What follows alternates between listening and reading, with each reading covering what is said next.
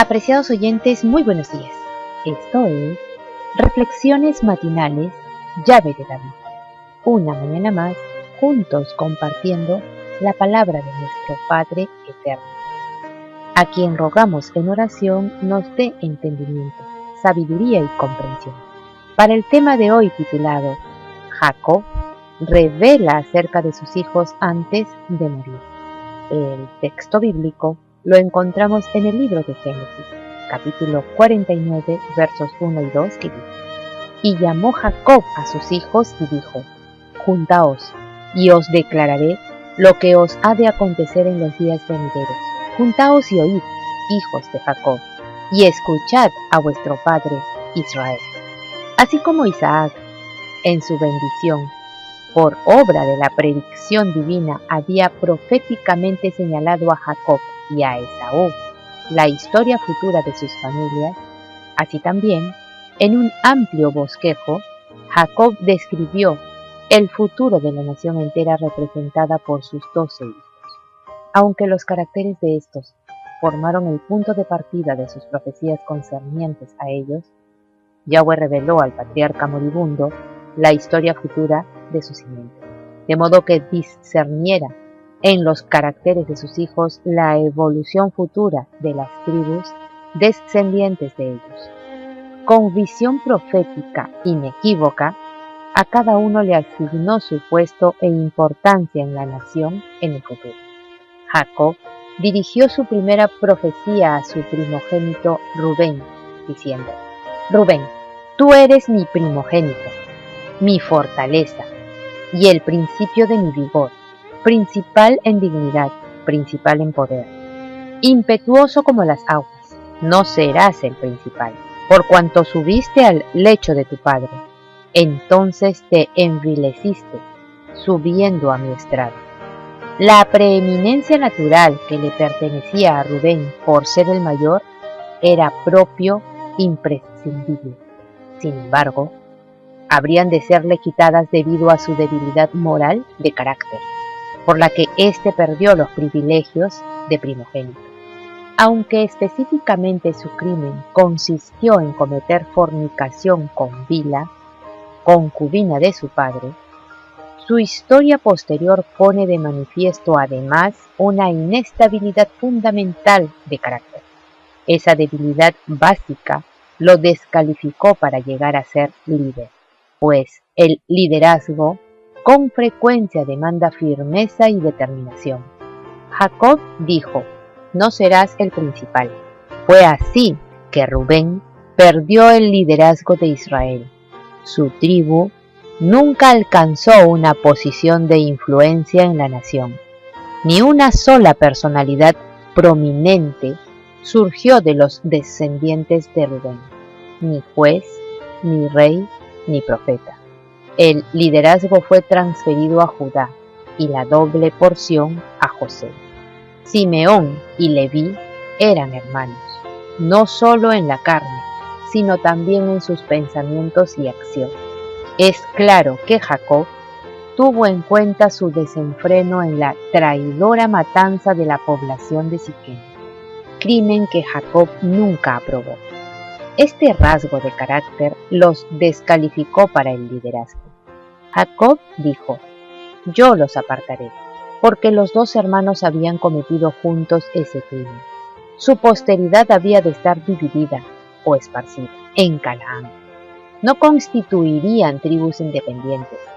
Fue evidente el cumplimiento de esta predicción en el tiempo cuando Israel volvió a Canaán, cuando Moisés realizó por segunda vez el censo de Israel. Simeón se había convertido en la más débil de todas las tribus, y en la bendición de Moisés, Simeón fue completamente pasado por alto.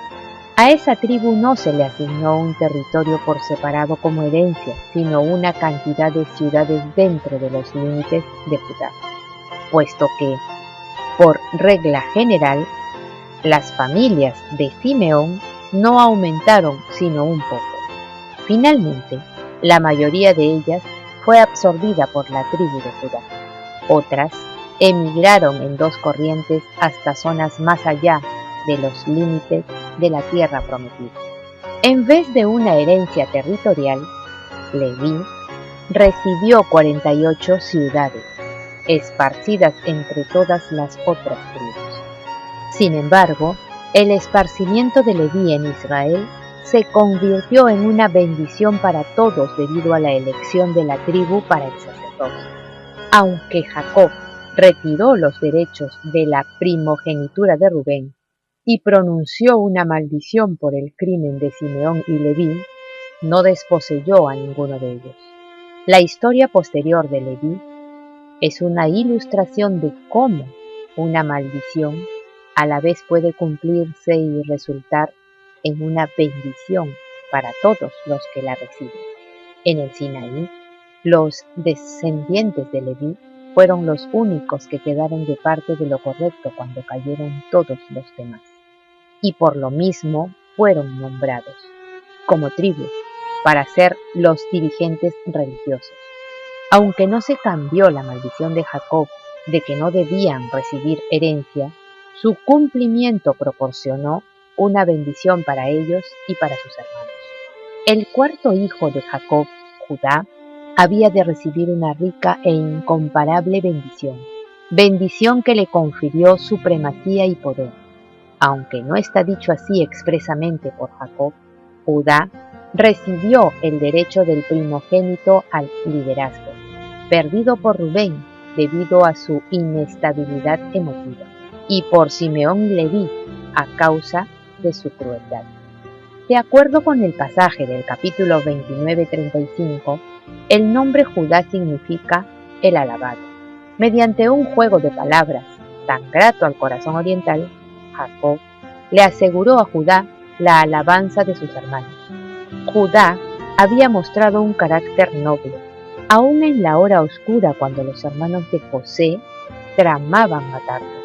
Judá había propuesto una solución que salvó la vida de José, pero la excelencia de su carácter se manifestó aún más cuando ofreció su propia vida como garantía por la de Benjamín. Y en su súplica ante José a favor de Benjamín para salvarlo de la esclavitud.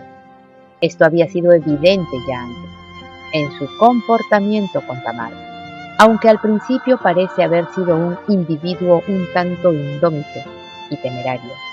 Su fuerza personal de carácter, adquirida tras duras luchas sobre las tendencias naturales, se reflejó en la virilidad de la tribu que llevó su nombre, y Judá fue alabado por todas las tribus cuando David fue coronado como rey sobre todo Israel. Judá es comparado con un cachorro de león que crece hasta la plenitud de la ferocidad y de la fuerza de un viejo león, vagabundeando por los bosques en busca de una presa, volviendo a su cubil montañoso cuando su botín ha sido devorado. Está allí, intrépido, en serena majestad, y sosegadamente desafía a cualquier ser que ose molestarle. Judá habría de continuar como caudillo entre las tribus hasta la venida del Mesías, quien en la profecía de Jacob había de tomar las prerrogativas reales de Judá como jefe de Israel, y ante el cual se congregarían todas las naciones. Apreciados oyentes, este tema continuará. Que Yahweh nos bendiga. Hasta mañana.